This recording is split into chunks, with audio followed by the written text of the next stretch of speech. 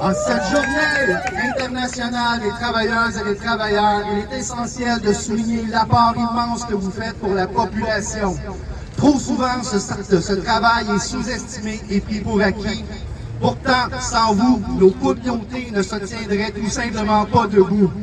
Et devant nous, qu'est-ce qu'on a? On a un gouvernement qui, au lieu de renforcer nos services publics et les services communautaires, on a un gouvernement qui prend des décisions qui accentue les écarts et favorise la place au privé.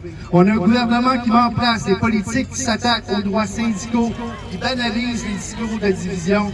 Face à cela, il y a juste une seule réponse, c'est la solidarité.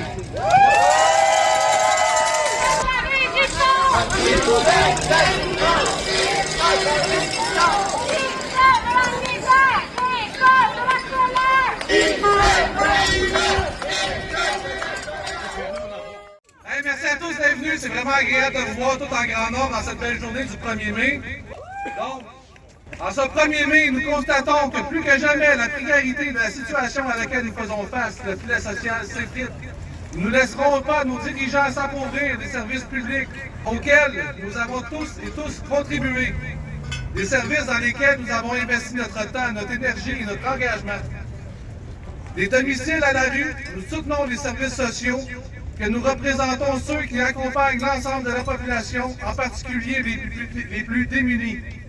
Que ce soit à travers nos organisations citoyennes, au cœur même de la structure intégrée du réseau de la santé et des services sociaux, notre rôle est essentiel.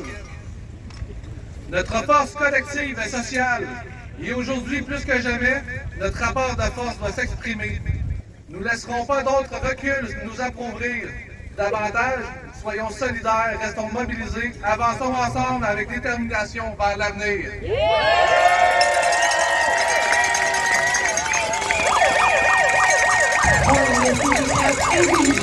Nulle part ailleurs, cet impact n'est plus visible que dans nos CLSC.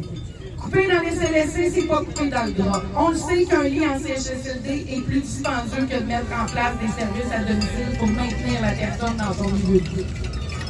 Il est temps de réinvestir massivement en santé, en éducation et dans les organismes communautaires afin d'offrir un service public à la hauteur de la vision de la population.